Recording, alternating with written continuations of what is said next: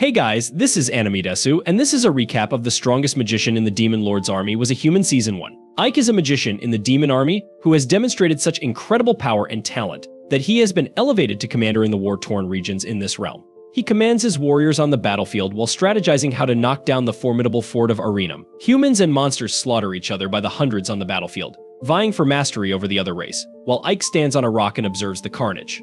After a protracted battle, they finally smash through the castle's main gate and enter, but the humans do not back down, fighting fiercely and sacrificing their lives to protect their stronghold. The Lord Commander of the humans observes the action from his window, secure within the castle, when Ike suddenly decides to pay him a visit. Since he does not want to lose so many lives, the commander turns around and appears to know Ike right away since his stories are widely circulated. Ike admits that he is the leader of the 7th Legion of the Demon King Army, also known as the Immortal Brigade.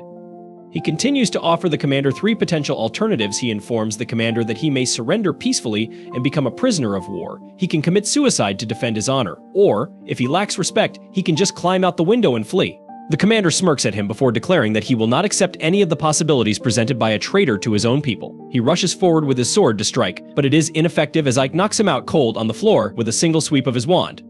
Piggy, his personal assistant, enters unexpectedly and inquires as to what should be done with the prisoners of war. Ike turns around and orders him to cure the commander, as well as anybody who surrenders without a struggle, startling Piggy and a suspiciously gorgeous woman who watches him via a crystal ball and appears impressed by his ability to conquer such an important fortress with a single brigade. After that, Ike creates a magical barrier over the entire place, preventing anybody from entering the battlefield. While looking outside to witness the demons treating innumerable human losses and injuries, he feels horrible about witnessing these horrors and has never liked the way war works, but he has no option but to battle indefinitely. Something he is unaccustomed to, because he is a human disguised as a demon. He was abandoned at birth, but a demon wizard named Romberg decided to take him in on a whim. Romberg was an incredible magician and instructor who frequently spoke about a period when humans and demons could coexist. Romberg taught him everything he knew about magic, and before dying, he summoned him to his chamber and instructed him to always wear the mask and the robe, as if the Demon King discovers that he is not a demon, he will be tortured and executed instantly. Ike sits down in the chair to rest after placing a magical field around the area to prevent anybody from entering without his permission. However, he spots a scared maid beneath the table who instantly begins apologizing and sobbing, saying she didn't see anything. She ends up striking her head on the table and passing out. As Ike wonders how to cope with the situation, he chooses to think about it later while Piggy invites him outside. They walk through the streets, viewing the devastation created by the war. Piggy questions why Ike spares so many humans. Ike curtly responds that the current Demon King is only concerned with the outcomes, not how they are achieved. However, he states that many demons believe Ike is too kindly with humans, and that it would be better if they slaughtered all of the citizens and set fire to the streets. Ike refuses to do anything like this, telling Piggy that people must pay taxes because war is expensive. Furthermore, Arsum is a commerce city, and humans are required to maintain it. The huge Piggy appears to be confused as Ike comes to a halt when a group of humans approaches. Piggy instantly cautions them and tells them to piss off, but Ike instructs them to say anything they want. One of the locals inquires as to how much more tax they will be required to pay to the demon army. To their astonishment, Ike informs them that taxes will remain the same as before, which makes them delighted. However, he cautions them that if they attempt to defy the soldiers, they will be punished. While he is saying this, he vanishes in a dazzling light, shocking Piggy. Ike is horrified when he finds himself in a dark dungeon and is quickly assaulted by a gigantic monster. He dodges the punch and flees, swearing at the unknown woman that she shouldn't have called him in like this. The demon continues to assault him, so he produces a wand from his ass and executes a specific magic strike to defeat it immediately.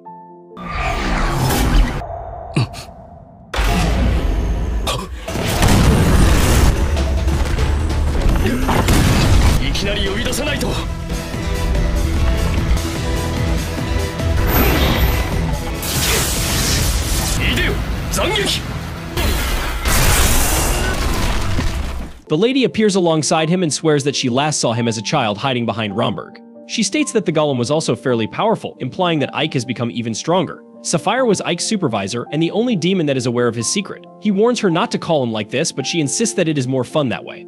He asks whether she's come to report on the war effort, but she declines, stating she witnessed everything and that his execution was immaculate. She ultimately admits that the Demon King wished to meet him. This surprises him because a Demon King does not need to meet with a brigade leader. He inquires about the capture, but Sapphire responds that the Demon King may only be interested in how he took Arsum in a week.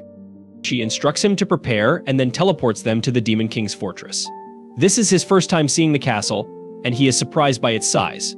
They approach the main entrance, which is guarded by a horde of demons, and Ike asks Sapphire if he will be examined before entering. Sapphire responds that the Demon King is the most important person in their realm, and of course the guards inspect everyone. This makes Ike worried since he cannot let his identity known, but she assures him not to worry. Surprisingly, as soon as the guards see him, they are overcome by his magical aura and quickly step aside, claiming that they expected nothing less from the grandson of the legendary magician Romberg. They both enter the corridor and begin walking with Sapphire flying beside him. He considers how, despite knowing how to fly, he is not quite as skilled as her. They finally arrive at the courthouse where Sapphire instructs him to wait since she will enter first and summon him. While she's gone, he considers how the current Demon King, Darrow, is renowned to be both skilled and vicious. According to him, humanity were winning the fight until the current Demon King altered everything in one battle. He is known to be merciless to unskilled individuals, but he also rewards anybody who demonstrates brilliance and competency, regardless of whether they are from a well-known demon nobility or an ordinary person. Ike had been longing to see him for a long time, and he is ready to say something to him when Sapphire interrupts his thoughts and beckons him inside. He approaches the courtroom with his head lowered, but the biggest shock of his life comes when he puts his head up to find a female seated on the throne. Like any other sexist, he assumes she is the Demon King's daughter, but he quickly sees his mistake and bends down to her. She looks at him and says it is astonishing that he was able to take Arsam in just a week. Ike instantly bows down, claiming that he was only obeying Sapphire's orders. Darrow observes this right away and notes how he responds just like a person would. Ike recognizes he needs to tone down his humility, but happily, Sapphire comes to his rescue and informs Darrow that Ike is Romberg's grandson. Darrow grins, indicating that she understands where Ike gets his war tactics, but she continues to question why he is so focused on ensuring that none of the humans die until absolutely necessary. He quickly becomes concerned, thinking that he should have executed a few of them, but realizes that he cannot do it to an innocent person. He chooses to speak out, telling her that people are scared of demons, but fear does not breed loyalty or efficiency. He says that regardless of who governs the region, folks would follow someone who is competent and can assist them in improving their circumstances. The Demon King is pleased, and she instantly teleports in front of him, declaring that he is truly unique among demons and expressing her desire to see the true face behind that mask. Before departing the court, Ike quickly falls to the ground, afraid, and breathes a sigh of relief, telling Sapphire that terrible things are bad for his heart. まだ会話を始めてさほど時間は経っていないが、おそらくロンベルクと同じく。やはり貴様はの顔を見せてほしいものだ。生きた心地がしなかった。こんななりをしてますが、これが仮面だってバレちゃいましたよ。Sapphire advises him to cheer up since Darrow has decided to reward him, and he is meant to rule over the city of Arsam. He instantly teleports back to the castle in Arsam, where he discovers the maid sleeping on his chair, but she quickly rises and begins apologizing. He assures her not to worry since he would not injure her and asks for her name. She calls herself 13 and says that all slaves are assigned numbers rather than names. She states that her true name was studied before she became a slave, so Ike chooses to call her by that name solely. He informs her that she has already seen his actual identity, hence he cannot let her go. When she hears this, she rushes at him and begins weeping, but he begs her to calm down since he's not going to murder her. He informs her that she would be his personal maid from now on, and she quickly accepts. Later that day, he walks out to assess the damage to the city and knows that they must repair the fortifications since if the humans decide to strike, the city will fall instantly. He asks Piggy how long it will take to rebuild the defenses, and Piggy responds that if they utilize solely human labor, it should take 6 months. Ike realizes it's too long, and to Piggy's astonishment, informs him that they have 1 month to complete the task. Piggy believes that it is impossible, but Ike devises a strategy in which humans and demons collaborate. Piggy has never seen anything like this before, and he understands he is actually following a genius. Ike schedules shifts so that the job may be completed 24 hours a day, and the workers are even rewarded for their efforts, which encourages them to accomplish more. Piggy understands he is actually following a mastermind as he begins to shed tears of pleasure and considers how everyone would benefit if Ike became the new Demon King.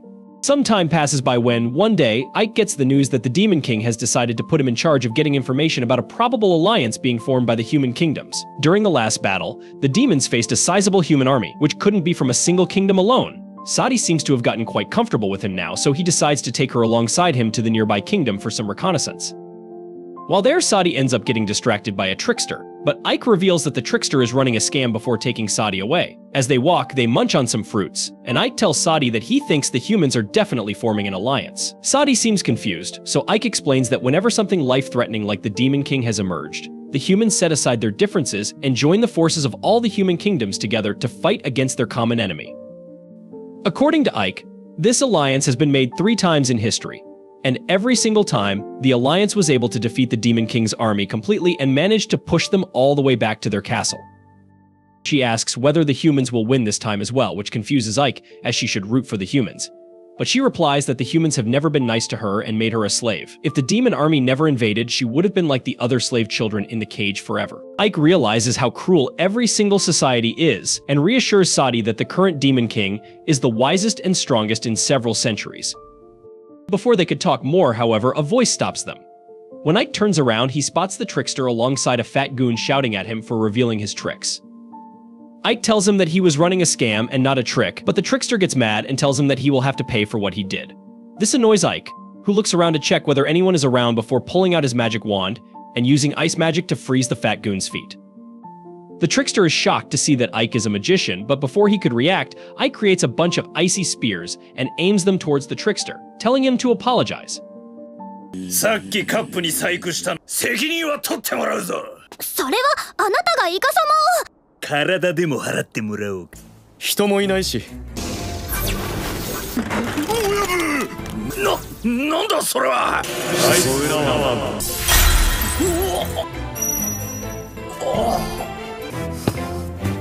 The trickster thinks Ike is bluffing and starts cussing him out, but Ike stabs him with one of the spears in his arm, showing that he means business. After that, he asks the trickster whether he has any information about the happenings in this kingdom. Fearing for his life, the trickster reveals that the alliance has been made between the kingdoms, but the kingdom of Rosaria is planning a surprise attack on the demons to gain an advantage and a chance at glory.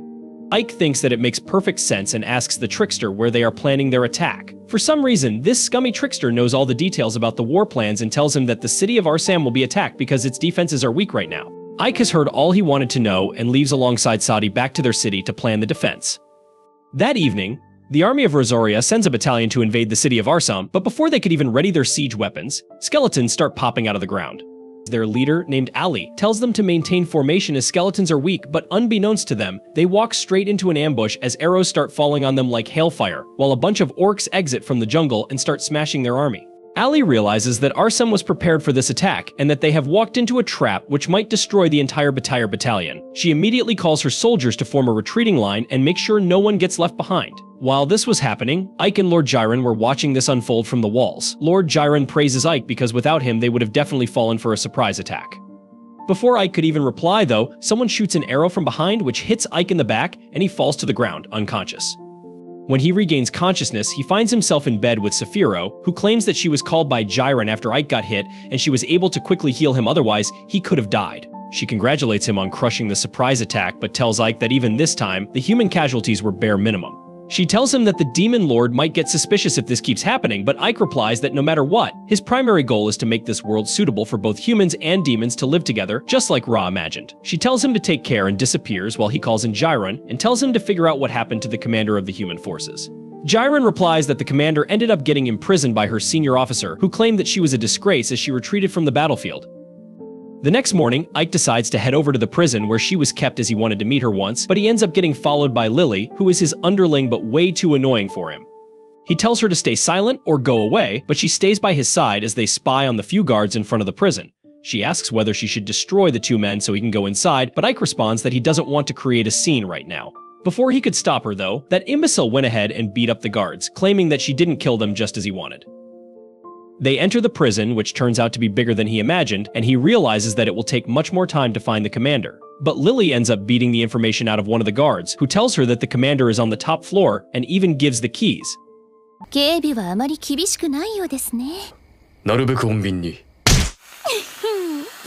アイク様、それなら心配ご無用。思ったより広いな。一番上の階にいるんですって。While they were moving towards the stairs, some other guards get alerted and attack them, but Lily hands the keys over to Ike and tells him to move ahead while she deals with them. Ike moves ahead and turns back to watch the guards getting demolished but keeps moving forward. Soon he reaches the top floor and opens the cell, only to find it completely empty. He enters inside when suddenly the commander attacks him from behind, which he barely dodges. She grabs a knife and starts attacking him again, but he somehow manages to slip by and takes out his staff before knocking her down to the floor. He lets her get up while she asks him whether he came here to laugh at her for losing or if he wants to kill her, but Ike replies that he only came to know whether she sent an assassin to infiltrate Arsam and kill him. The woman looks surprised and asks him whether he is actually a human, which catches Ike off guard. Suddenly, his thoughts are broken by the sound of guards rushing to the top floor, and the commander takes advantage of his distraction and puts a knife to his throat, asking him to tell honestly whether he is a demon or a human. Ike has no idea what to do as he contemplates if he should reveal his true identity or not. Ike realizes that he needs to do something before he gets into trouble, so he uses a special magic which slows the time around him. This surprises Alistair, who immediately realizes that something is wrong, but he tells her not to worry as it will wear off soon. He casually walks past her and towards the guards, walking in slow motion. They don't seem to be moving aside, so he uses his black wind magic to immediately blow one away before he can react. However, he gets attacked from behind by a large knight carrying a morning star. The fat knight misses the swing as Ike masterfully sidesteps him. Before the knight can regain his balance, Ike uses a gravity spell from his arsenal, forcing him to the ground. The ramp breaks under the weight, and the knight falls down. Elise seems confused, wondering why Ike isn't killing the guards when he easily could. Suddenly, the ground beneath her feet collapses and unable to move, she falls down as well. Thankfully, Ike saves her life by grabbing her midair and carefully dropping her on the floor. He apologizes for the mayhem and introduces himself as Ike, the commander of the Immortal Brigade. He answers her previous question by stating that he is obviously a demon, as humans are not allowed in the demon army. Elise still doesn't seem satisfied, but Ike moves on and asks her once again whether she sent an assassin to kill him during their last battle. She holds her mouth shut, claiming that she is a knight of the kingdom and wouldn't reveal anything to a demon like him, even if he kills her. Ike decides to take matters into his own hands and performs a maneuver that he learned from Korean dramas. Instead of breathing on her face, he simply uses his mind-reading abilities to extract all the information that he needs. He then tells Lily that their job here is done and prepares to leave. Elise calls him out, asking whether he simply came here to make fun of her. He replies that all he wanted to know was whether she sent an assassin, and he now knows that she had nothing to do with it. He tells Lily that they are leaving while she protests as she wanted to spend some time alone with him. Ike is done with these thoughts annoying him, so he simply opens a portal and goes through it. Elise is left puzzled about what just happened. When he comes back to his mansion, Sadie is already there to welcome him. He takes his mask off and hands her a small pouch filled with little grains of rice. She seems confused, as she has never seen this before, but Ike tells her that this is known as rice and is far easier to grow than wheat.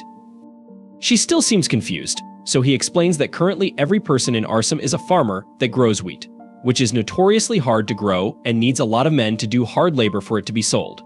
Compared to that, rice is much easier to grow, which means that they will need fewer farmers, and the remaining men can do other important things like becoming masons, chefs, smiths, etc. This will boost the productivity of the city and help even the poorest people in the city become middle class. Sadie is dumbfounded and still doesn't understand, so Ike tells her that they will have more food, which they will sell for more money. She finally understands the concept and asks whether he knows how to cook it. Ike looks at her and claims he has no idea how to do it. That's why he gives her the duty to try different ways to cook this grain so that they can use it instead of wheat as the primary food. サービスを提供する人間も増え、料理人とかだな。人間が増えると。サーティ、大丈夫か？ご飯をお腹いっぱい食べられた。はい。早速この米を調理してくれ。調理方法は。俺も自分でやったことがないから。主人様にもわからないこと。っているのは初め。このサティ、全力で。After dealing with that, he commands Piggy to assemble his forces and goes outside to meet them in the evening. Piggy has no idea what Ike's intention is to call the entire army for a meeting. It turns out that the arrow used to shoot him belonged to the enemies, but he clearly knows that the enemy commander, Elise, had nothing to do with it. This can mean only one thing: he has a spy in his own army. He decides to use his mind-reading ability to check what each and every soldier is thinking. While Piggy keeps singing over how cool Ike is, he ends up locating one of the demons who starts sweating and worrying whether his cover is blown. Ike immediately teleports in front of him and asks whether he is the spy. He extracts information from the spy and goes on to meet with Saphiro at night. He tells her that he has found a traitor in their army, and she casually asks who it is while taking a bath. He tells her that the traitor is the veteran one-eyed goblin called Jace, who is second in command of the 7th Battalion. He claims that Jace is a war-tested commander who is smart as well. He asks Saphiro what needs to be done. She casually walks out and tells him that they need to make him pay for his treason. The next morning, he goes over to Jace's territory to have a conversation, which scares Jace, who realizes that he has been caught. Ike asks to have a meeting alone with the goblin, but Jace brings more or less an army of goblins to meet with him. Ike tells Jace that he knows about his treason and is here to deliver justice. Jace simply makes fun of him for being dumb enough to come here alone, knowing about him. He tells Ike that his army is twice the size of Ike's army and that all his soldiers will pounce on him immediately if he gives the order. Ike laughs and asks if he was anticipating something like this, which confuses the goblin commander. Suddenly, they hear an explosion. Jace turns around to see huge balls of fire coming down from the sky all over the city, putting them in a frenzy as they all try to run away in different directions. This turns out to be the work of Saphiro, who has enough magic power to turn an entire city to dust as she keeps hurling down hellfire upon the goblins. Ike runs and hides behind a building, thinking that she should go easy on the buildings as they will have to rebuild them anyways. Saphiro doesn't care and keeps blasting them away. While Ike appears behind Jace and gives him two options, asking whether he will die a traitor or surrender as a traitor, Jace doesn't seem too keen on either option. He orders his troops to attack Ike, but they are no match for him as he effortlessly beats them one by one. Jace takes advantage of this and starts running on top of the roofs. When a giant demon stops him and tries to punch him, Jace dodges the blow before using a smoke grenade to disappear from the building and then using a portal to escape into the forest. He turns around to see the destruction and vows to destroy Saphiro before walking away, but a fireball blasts him to the ground. He turns around to see Ike, who followed him all the way here. Ike tells Jace to simply surrender, angry that a brigade commander is giving orders to him.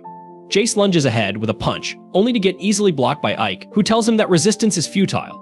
Ike then uses his wind magic to blast Jace into a tree before using binding magic to completely trap him. 抜け道が役に立ったぜ。今回は引いてやるが。貴様。気つけておいたんですよ。抵抗は無駄なので。に乗るなよ。俺は第七。この程度の打撃は通じない。暴力。黙れ。なんだこれは。これでもう逃げられません。俺が悪かった。Jace finally realizes that there is no way he could win against this guy. Instead, he employs a different strategy and accepts that Ike is stronger than him before putting a proposal in front of him. He claims that all this while, the demons have been fighting against the humans, while the Demon Queen is simply chilling in her castle doing nothing. He tells Ike that both of them together should overthrow the Queen and take control of all the forces. Ike obviously refuses, after which Jace tries a last-ditch effort to throw a knife at him, which Ike lazily dodges. He asks Jace who else is taking part in his treason, but he doesn't reply. Suddenly, Saphiro arrives at the scene and starts ripping Jace apart as she interrogates him for information. Ike tries to use a healing spell, but it fails. Saphiro tells him that the poison seems to be very strong. She asks him to give her the name and promises to avenge his death, but just before he can say the name, he Dairokuten.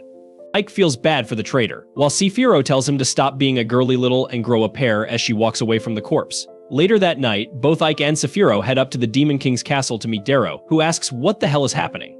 Saphiro ended up figuring out the traitor's name and tells Darrow that the traitor is Bass, the commander of the 2nd Battalion. Darrow asks whether she has any proof, and Saphiro claims that her vice commander ended up defaulting and tried killing Ike so he could slowly gain control over the 7th Battalion and dethrone the Demon Queen. Darrow slowly raises his eyes and looks behind them, asking what Bass has to say about himself. Suddenly, Ike turns around, only to realize that the huge knight without a head standing behind them is none other than the 2nd Battalion commander named Bass. The headless knight walks towards Darrow, who asks him to repeat what he just told her in a low, growling voice. Bass says that Xiaopi and Ike killed the vice commander of their battalion in order to frame him. He accuses them of conspiring against him and says that Saphiro probably wants to seize command of his battalion. Saphiro is furious upon hearing this and she unleashes her magic power, but Darrow tells her to calm down.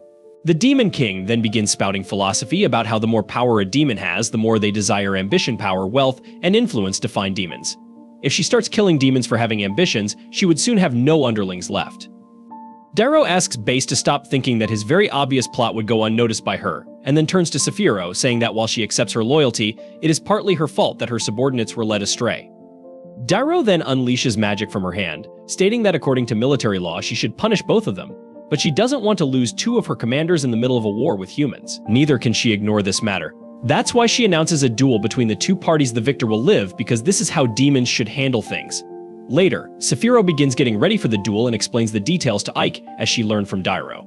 The duel will take place through magic creatures called puppets. The commanders themselves won't directly take part in it. Each commander will control 50 puppets, and to win, they must defeat all the puppets of their enemy. The loser will die on the spot, and the winner will live to see another day. Ike is taken aback on hearing this, and he asks Saphiro why the Demon Lord is choosing such a roundabout way of doing things when she could just make them fight directly. Saphiro believes that Darrow wants to see their skills as commanders. Saphiro then says that in the duel, the commanders can send proxies to fight on their behalf, and she nominates Ike for that role. He absent-mindedly accepts her order, only to realize a moment later that her life depends on his performance. Now, Ike is nervous about taking such responsibility, but Saphiro believes he is a more skilled battalion commander than her, so sending him will be the easiest way for her to win. She holds his hands, entrusting her life to him, and those words are all Ike can think about as he reaches the arena. After that, he takes Pig and goes to the room where his puppets are stored. Ike knows that all the puppets follow their commander's orders without fail, and since they are all equal in strength, the only thing that can make a difference is the skill of the commander. 自分の命を人に預けない。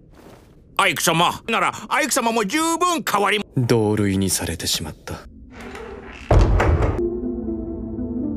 これが傀儡兵。隊ごとの能力の差はない。なのどうやって戦わせるんです？あの武器は。ああ、それは素晴らしい。The next day, Ike keeps reading strategy books in his office. When Sadie comes to serve him tea, he asks her what is the best way to win a battle. The timid Sadie tells him that she would rather talk about things peacefully over a cup of tea, but Ike insists that there are many who only find satisfaction in fighting and losing. He asks Sadie to hypothetically suggest a weapon, and she replies that she would use a broom. Ike agrees, saying that the greater the reach of a weapon, the more advantageous it is to secure victory. Sadie suggests using crossbows because they are powerful, easy to use, and have a long range. Ike acknowledges they are a good choice but not powerful enough. Suddenly, he gets an idea and declares that he can try creating guns that are much more powerful and have longer range. Sadie asks if he can really create something so amazing, and Ike believes Saphiro can make it happen because she is the most talented alchemist in the demon army.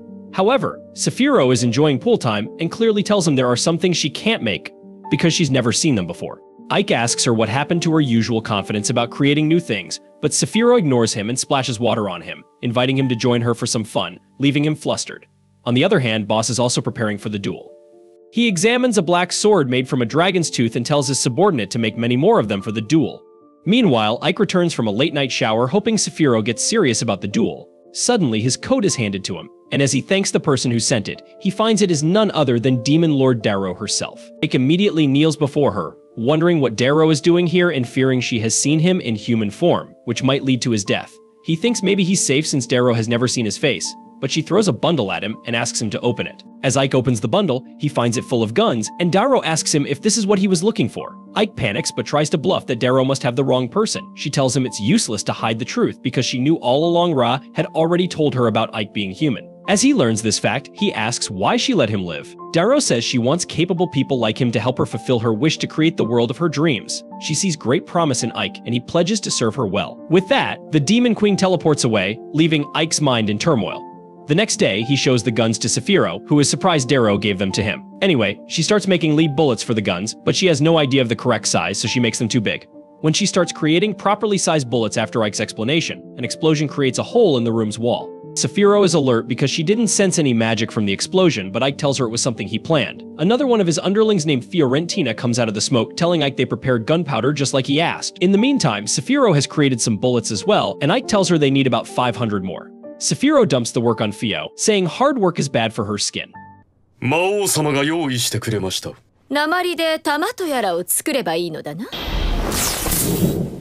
どうじゃ？細かい作業をするとここに入る大きさでお願いします。魔力の反応はなかった。上出来だ、フィオレンティーナ。あれは一体何なんですか？小石でなぜこん。さすがです。Soon, the day of the duel arrives, and the demons in the audience are pumped up to see it. Ike stands in front of his puppet troops, who are holding just normal shields. Boss laughs at him, surrounded by his armor-clad and fully armed puppets, asking if Ike is going to fight with such underprepared troops. He puts on his helmet, telling Ike that his troops are protected by armor made of Damascus steel that cannot be pierced by swords and arrows. Bay says the steel was a gift from Darrow because she wants to see him win. Ike is confused about the Demon Queen's intentions now, but he decides to save his questions for their meeting after he wins. The duel begins soon, and Boss commands his puppet archers to shoot, while Ike commands his puppets to block. Despite using their shields, some puppets get shot by arrows, and then the spearmen under Base run ahead to strengthen their lead. His troops gain the upper hand and start bringing down Ike's puppet numbers. Boss laughs at him, calling his strategy of only defending quite boring. But then suddenly, a gunshot echoes in the arena, and one of the armored puppets falls to the ground after taking a bullet to its head. Everyone is silent for a moment as they try to process what just happened. Ike commands his gunmen to start shooting, and the sound of gunshots fills the arena as the puppets begin firing at the enemies. The armor-clad puppets fall one by one, and Base can't understand what is happening. When the first row finishes firing, they move back to reload their guns while the second row advances and fires. In this manner, all of Boss's troops are annihilated, and he is in disbelief that he lost. Darrow comes to the arena and gives Boss two options. The first is to end his life himself like an honorable warrior, and the second is to perish at her hands. However, Boss has a third option already in place. He has stationed an archer to take Darrow out. The archer fires an arrow at her, but Darrow easily catches it. To her surprise, there is a bomb at the end of the arrow and it explodes without warning, catching her in its range. Ike is worried about Darrow now, but then suddenly similar explosions take place all over the arena and the demons in the audience face severe casualties. An army of skeletons emerges on Bass's command, and he laughs as he declares himself the Demon Lord from today. The story then shifts to the past, where Romberg encounters wolves devouring their prey in a cave. He swiftly dispatches them with his magic, only to discover that the prey was a couple protecting their infant. He notes that the baby is still alive. Back in the present, Bastio's forces are in open rebellion, eliminating any demon not aligned with them. Bastio, observing from the arena, declares that his dominion has begun. Ike is horrified to witness the innocent demons being slain by Bastio's army. Bastio informs Ike that he controls the Demon Lord's forces and invites him to join his army, promising him the position of general in the 7th Legion. Ike finds the offer tempting but rejects it, asserting that he will never become the Demon Lord. Bastio mocks his refusal and surrounds him with his army, warning Ike of his impending demise. As soldiers attack, Ike deflects them with a wind spell. When they press their assault, he counters with his Dark Lance spell. One skeleton even attempts a suicide attack using its head as a bomb, but Ike blocks it with a barrier.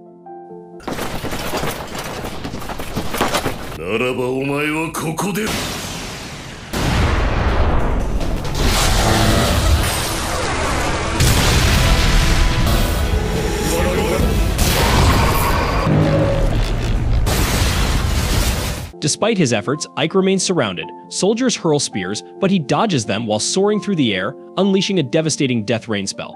He then swiftly approaches Bastio and blasts him with a hell blast at point-blank range. Bastio survives and retaliates, but Ike dodges the attack. Further explosions erupt in the arena, ultimately leading to its destruction. Bastio heals his severed hand and declares that such attacks won't defeat him. He reminds Ike of his Dullahan nature and the undead nature of his soldiers, who rise again. The skeletons using their skull bombs attack Ike, but he freezes them. A group of soldiers launches a combined assault, only to be thwarted by Ike's physical attacks. Yet the unending horde continues to close in on him. Bastio explains that his army possesses endless combat capability and that no matter Ike's skill, his magic reserves will eventually deplete. He laments the loss of such a valuable asset and muses about the benefits of having Ike on his side. The archer from before attacks with a powerful bomb, partially breaking Ike's barrier. Bastio, surprised by Ike's survival, anticipates this outcome from the commander of the Immortal Brigade. He calls for an end to the battle, as the result is already predetermined. Ike, realizing his magic will soon run out if he continues to cast spells, strategizes. He recalls that undead beings are immune to dark magic. An idea strikes him, and as the demon soldiers charge, he casts a spell emitting a golden light which annihilates the attacking demons. The demons nearby are also wiped out. Bastio, confused and bewildered, has no idea what Ike has done. Archers attempt to fire again, but Sephiro's army arrives, dealing with the remaining rebel forces.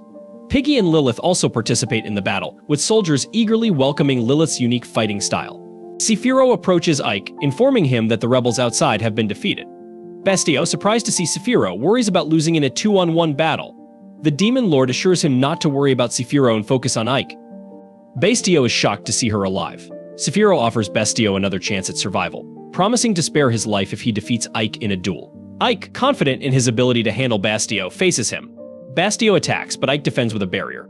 Bastio repeatedly slams his sword against the barrier, boasting of his superior strength and blaming the Demon Lord for Ike's current predicament. He arrogantly demands Ike beg for mercy. Ike then dispels his barrier and leaps to attack Bastio. Bastio counters with a beam, but Ike deflects it with his golden spell, severing Bastio's hand. Sephiro, taken aback, realizes that Ike is using white magic, questioning how long he has been able to wield it. She notices that the Demon Lord isn't even surprised by this. Bastio charges towards Ike.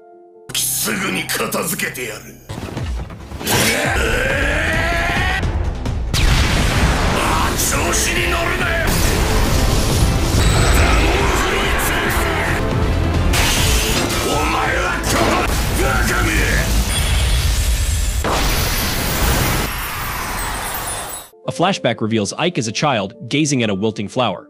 Romberg finds him and inquires about what he's doing. After Ike brushes it off, Romberg takes him inside to teach him magic. We see Ike practicing and successfully casting a spell. He asks Romberg if there's a spell to revive a withered flower. Romberg explains that such a spell exists but belongs to the realm of white magic. Ike expresses interest in learning this magic, but Romberg discourages him. Ike is supposed to be a demon, learning curse magic instead of white magic. He points out that white magic is difficult for demons to use, as it stems from a heart of mercy, a trait demons are not supposed to possess. Romberg knows Ike has a human heart, but warns him that white magic can be more dangerous than any weapon. He urges Ike to keep his knowledge of white magic a secret if he manages to learn it. Ike understands and agrees. Romberg takes him inside to teach him white magic. Back in the present, Ike counters Bastio's charge, even breaking Bastio's sword. He states that becoming the Demon Lord was too ambitious a goal for Bastio, and that he can't forgive him for sacrificing his subordinates for personal gain and attempting to betray his master. He acknowledges that this might have been the right course of action for a demon, but he still disapproves. He asserts that a world where people trample on others to reach the top is wrong. Bastio, enraged by Ike's words, tries to remind him of his place, but Ike silences him with a white magic spell called Holy Light of Destruction, purifying Bastio and leaving only his armor behind. Saphiro inquires if Romberg taught him this magic, and Ike confirms it. She expresses relief that he won the duel. Ike realizes that she anticipated everything from the beginning, which is why she had him represent her in the duel while she dealt with the rebels. Saphiro believes that with Ike's victory, there shouldn't be any problems. However, the Demon Lord reveals a major issue: Bastio's rebellion has left the 3rd Legion without a general, and Ike will be responsible for this. Ike is confused by her statement, and she commands him to become the general of the 3rd Legion. This proposition surprises him. The Demon Lord leaves, giving him time to consider the offer. Ike reunites with the Immortal Brigade soldiers, receiving a warm embrace from Piggy, who is overjoyed to see him safe. Lilith, jealous of their closeness, believes she should be by his side instead. The scene shifts to Saphiro talking to the Demon Lord, stating that she, as Ike's superior, should have the authority to manage his appointment. The Demon Lord is surprised by her disapproval of his promotion, reminding her that Saphiro is her subordinate, making Ike indirectly her subordinate as well. Saphiro asserts that Ike belongs to her. As Ike enters the room, the Demon Lord declares they should hear the answer directly from him. She asks him if he has made his decision, and he reveals that he has. The scene then cuts to Ike and Saphiro leaving the castle grounds. Saphiro is frustrated, not understanding what's going on between Ike and the Demon Lord. She asks him if he revealed his identity to her. Ike urges her to speak quietly, as the entire world would learn his secret if they were overheard. Saphiro calmly inquires why the Demon Lord wasn't surprised by what he did and wonders what's going on between them. This is the end of The Strongest Magician in the Demon Lord's Army Was a Human Episode 5. Thank you so much for staying on this channel and watching our videos. Don't forget to like this video and subscribe to our channel so we can keep you updated with our latest content. See you in the next video.